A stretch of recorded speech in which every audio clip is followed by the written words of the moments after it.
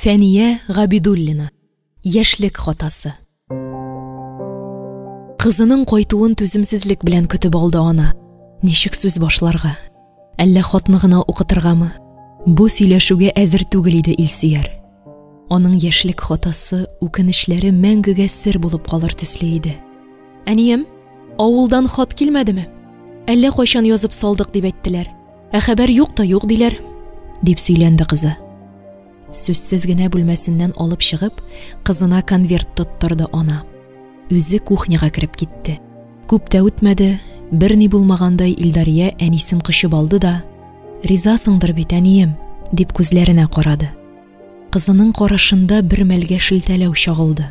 Димәк, барысын да белә кызы. Әнисенең дәшмәвен күреп, Илдарияның күзләре ычкынланып, ялварулы карый башлады. Ярату, сөелү хисе бар булмышын биләгән кызда бер генә теләк — әнисенең ризалыгын алу. Ничек каршы килә алсын иде бердән-беренә Илсөяр? Тик моны иренә ничек әйтергә?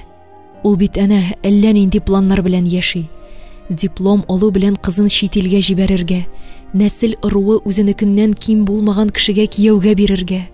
Шул кадәр укытып, гади авыл малаена, өстәвенә ятим балага кияүгә бирергә риза булырмы?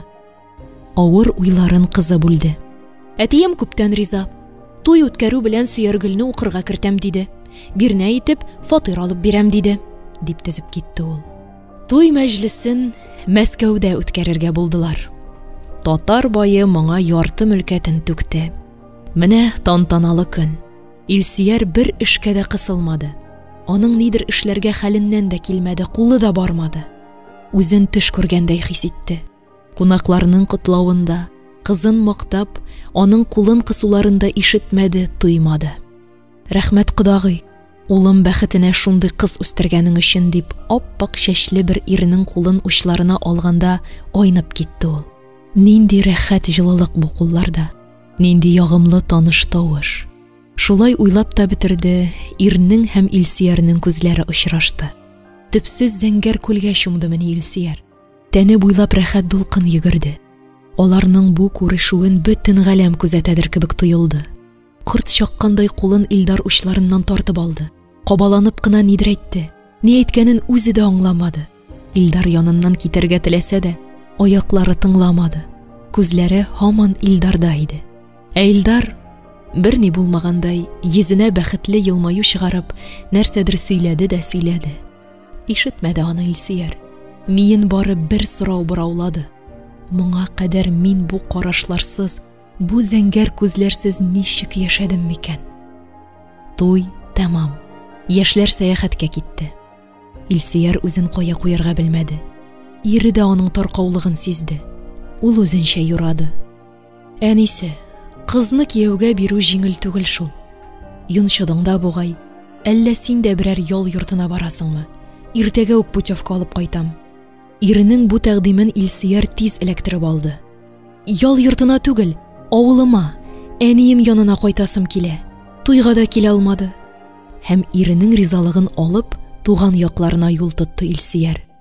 Самолетта 2 сәгать кенә очса да, бик озак кайткандай тоелды аңа. Авылга да таксида гына җилдерде.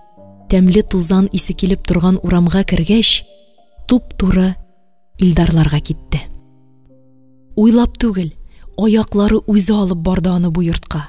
Әминә апа кышкырт ашатып йөри. Илдар бәрәңге бакчасында. Таныш җырлы капканы ачканда гына Илсөяр үзенең ят эш кылганын шәйләде. Тик соң иде инде. Илдар йөгереп килеп кулындагы чемоданнарын алды. Якын итеп, терсәгеннән тутып, ихата уртасындагы эскәмияле өстәл янына әйдәде. Илсөяр генә түгел, Әминә апа да буталды. Әйдүк килен, дип әйтеп ташлады. Аннары төзәтергә дип авызын ачкан иде дә көлеп җибәрде. Бу ялгышлык барысын да җанландырды. Илсөяргә дә рәхәт булып китте. Илдар нишләргә белми, әле өстен каккалады, әле өстәлгә үк иелеп төшкән алмагачтан алма өзеп Илсөяргә сузды. Төн авышканда гына Илсөяр туган нигезенә кайтып керде. Ял вакыты тиз үтте. Илсөяр 2 арада, әле Илдарларда, әле үзләрендә дөнья көтте. Керләр юды, шүп утады. Онытылган авыл эшләренә яңадан диярлек өйрәнде. Кайчан китәсен аннан беркем дә сорамады, үзе дә әйтмәде. Бу турыда уйлыйсы килми иде аның. Шунда үзеннән үзе хәл ителде аның язмышы. Иртәгә китәм дип торганда, иреннән телеграмма килеп төште. Синең предприятияны ремонтка яптылар. Ялыңны озайттылар. Кайтырга ашыкма. Илсөяргә шул гына кирәк иде. Моңа Илдар аеруча шатланды. Авылда имеш-мимеш хәбәрләр йөри башлады. Илсөяр иреннән аерылып кайткан икән, Илдар белән бергә яши башлаганнар ди. Тик ул хәбәрләр арасында бер генә гаепләү сүзе дә юк иде. Авылдашлары күптән аларның бергә яшәүләрен тели иде. Моны Илдар да, Илсөяр да тоеп, аңлап тордылар. Әмма язмышны кире язып булмый шул. Илсөяр ирен яратып яшәмәсә дә, бала хакына барысына да риза иде.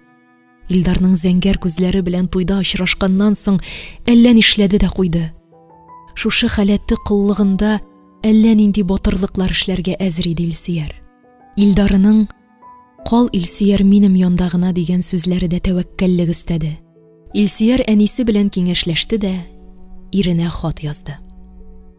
Кичер мине. Мин бөтенләй кайтмам инде дигән сүзләр бар иде анда.